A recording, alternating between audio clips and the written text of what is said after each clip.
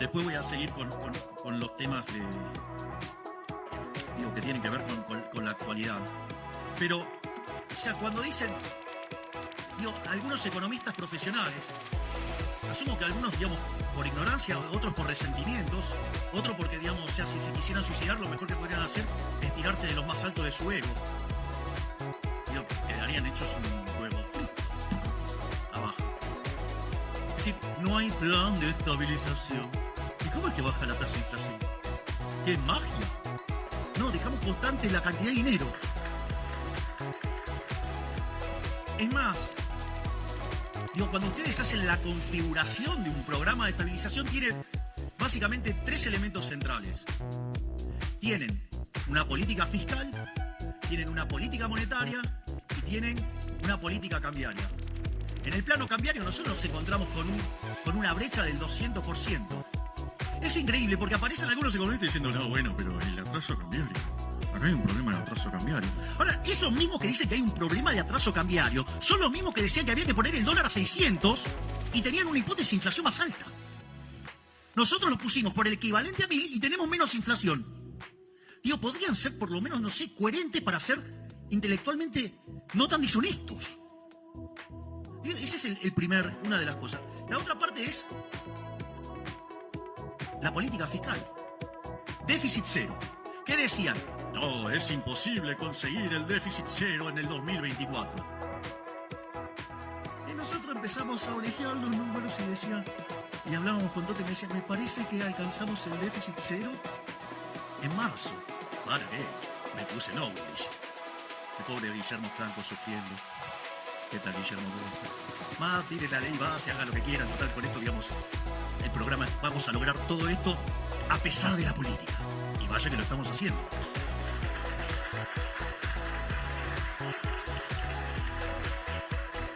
¿Y con qué nos encontramos? Que eso que era imposible, lo logramos en el primer mes. En enero alcanzamos el equilibrio financiero, es decir, tuvimos superávit primario y además pagamos los intereses, o sea, alcanzamos el equilibrio financiero. Entonces, ¿qué dijeron, la manga de pifiadores, en lugar de reconocer que le pifiaron? No, bueno, es muy poquito de motosierra y hay mucha licuadora. Pregunten qué pasó con la obra pública. Pregunten qué pasó con las transferencias discrecionales. Pregunten qué pasó con los intermediarios de los planes. Pregunten qué pasó con la cantidad de empleados públicos.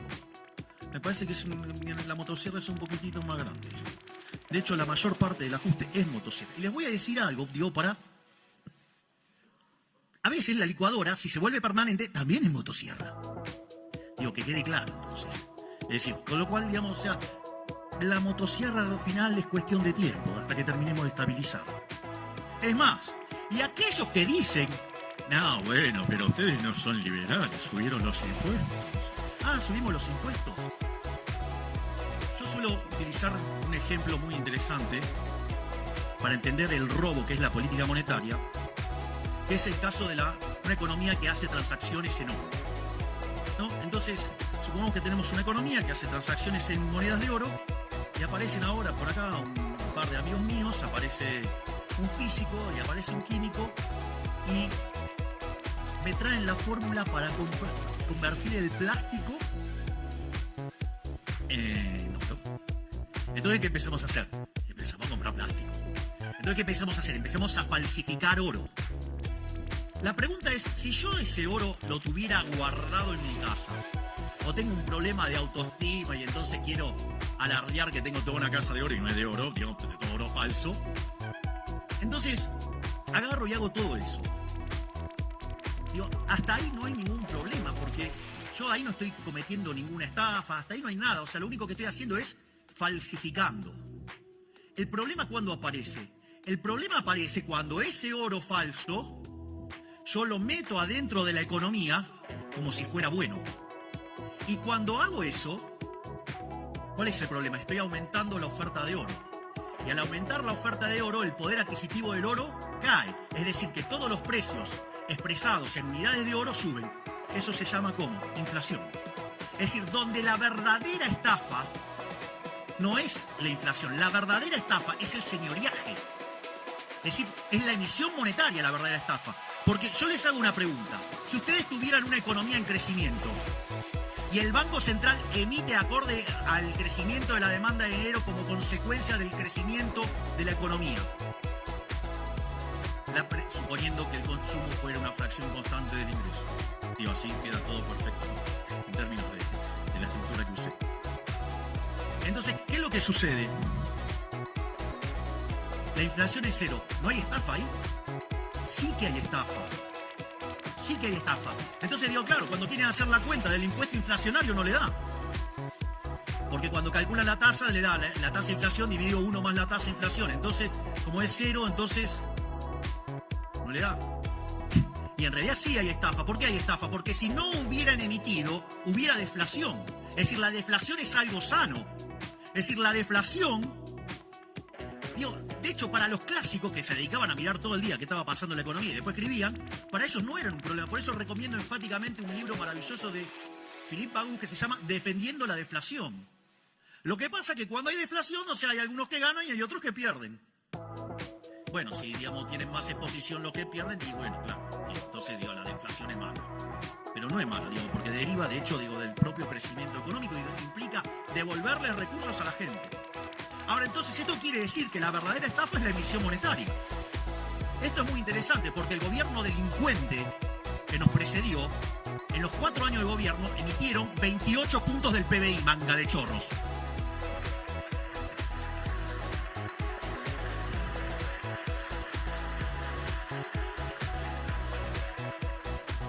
No solo eso, porque de esos 28 puntos del PBI, en el último año emitieron 13 puntos del PBI. Y si ustedes consideran, entre, digamos, la emisión directa y la emisión indirecta, y si ustedes consideran que la base monetaria, no la amplia, sino la base monetaria básica, es 2,6% del PBI, nos dejaron implícito solamente en eso una multiplicación del nivel de precios por 5 veces.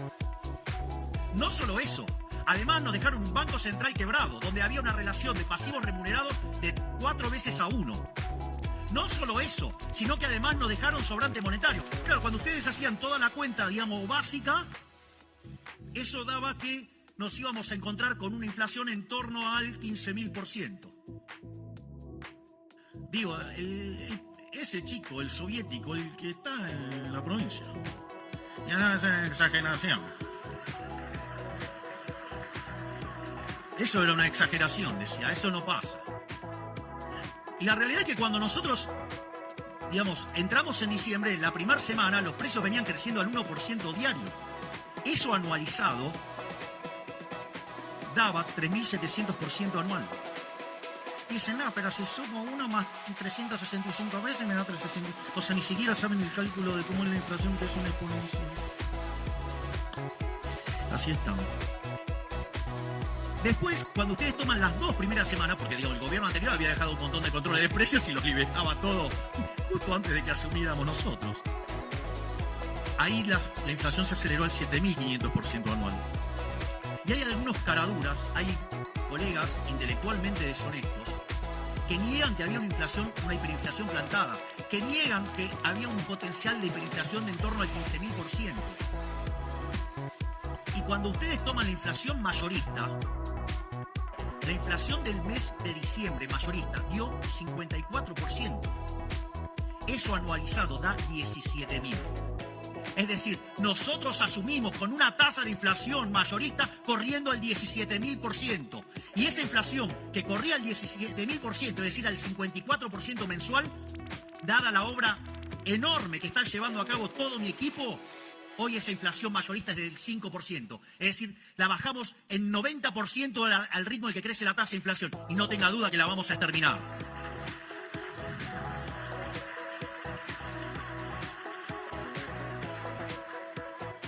Entonces, tenía toda una parte donde me peleaba con Keynes, pero la voy a omitir. Sí, porque digamos, me pongo un poco denso, intenso. Pero te voy a tratar de mantener las formas. Entonces, lo primero que... Entonces es interesante porque claramente nosotros tenemos un programa de estabilización, un programa de desinflación, porque por algo baja la inflación. No es que baja por arte de magia. Es más, hay otro elemento central de por qué baja la tasa de inflación.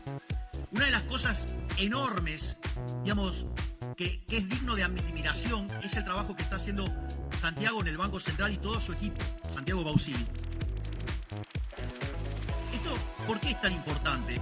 Porque miren, cuando ustedes tienen un Banco Central quebrado, es decir, que quiere decir que los pasivos valen más que sus activos, la única forma donde ustedes corrigen la quiebra tradicionalmente es mediante un tremendo fogonazo inflacionario, de modo tal que los pasivos monetarios se achiquen. Y cuanto más quebrado están, la tasa de inflación que ustedes necesitan es muchísimo más alto para dejar en equilibrio el patrimonio neto. Entonces, en la medida que ustedes tienen un nivel de precios de hoy, en la medida que ustedes van a una quiebra del Banco Central y necesitan licuar eso, implica precios más altos, ¿no? Una inflación más alta. Entonces, cuando ustedes toman el nivel de precios que deja en equilibrio el balance del Banco Central respecto al nivel de precios que tiene hoy, unen eso, les da una línea y la pendiente de esa línea es la tasa de inflación. Entonces, conforme ustedes empiezan a limpiar el balance del Banco Central, lo que están bajando es la tasa de inflación. Esto es un tema muy interesante. Es decir, el trabajo que hace el Banco Central es fundamental, el saneamiento es fundamental para bajar la tasa de inflación. Es decir, ¿pero qué quieren que le diga? Si había uno que decía, no podés dolarizar, si no hay fideo y no hay tuco, me invitás a fideo, no hay tuco, fideo con tuco. Se equivocó, pero es más fácil tirar un volquete de estiércol antes que reconocer el error. De hecho, una de las cosas, miren, digamos, si los que están murmurando se comieron el verso, lo siento, I'm so sorry. La vida es así. De hecho, fíjense que nosotros teníamos varias propuestas de dolarización. En la medida que íbamos avanzando, algunas se nos caían, otras quedaban en pie. La única que me quedó en pie es la que habíamos propuesto nosotros, que era tomar los pasivos del Banco Central, los activos del Banco Central, pasarlo a títulos de mercado, que obviamente tienen un descuento enorme, ¿sí? Y con esos títulos ponerlos contra los dólares y haciendo todas las correcciones que esos títulos subieran de precio. Y eso ofrecía un negocio enorme. Bueno, les aviso que cuando nosotros asumimos, los bonos estaban en $18. Póngale 20 para terminar. Hoy los bonos están arriba de 60. Recibimos el riesgo país en 2.900. Hoy estamos en 1.150. Es decir, además, estamos haciendo una caída del riesgo país como pocas veces visto en la historia argentina. ¿Y saben qué? Eso predice que para adelante la economía rebota. Por eso, digamos, están tan nerviosos. Por eso utilizan causas nobles para tratar de desestabilizar un gobierno. Porque saben que van a perder y no vuelven más.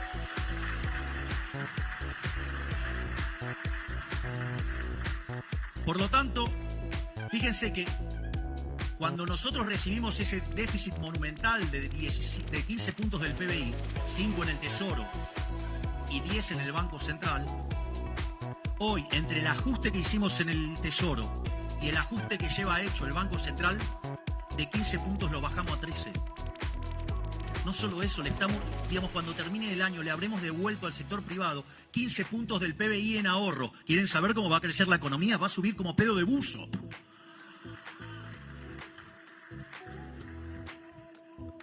Pero no hay ancla nominal, menos mal. Bueno, eso, digamos, entonces hay un ancla, digamos, el caso, digamos, del ancla nominal, que es cuando ustedes fijan la tasa, la cantidad de dinero. Obviamente que no es la única forma de anclar. Hay cosas que verdaderamente a mí me parecen divertidas, ¿no? Porque vienen economistas y dicen, no, bueno, porque no hay un plan integral, porque debería definir la matriz productiva de los próximos, digamos, no sé, 5 años. ¿Qué tienen? ¿Un plan quinquenal? No soy Leontiev, no soy un comunista, soy liberal libertario. Creo en la libertad, creo que eso lo tienen que determinar los empresarios, no un burócrata, digamos, fatalmente arrogante desde una oficina.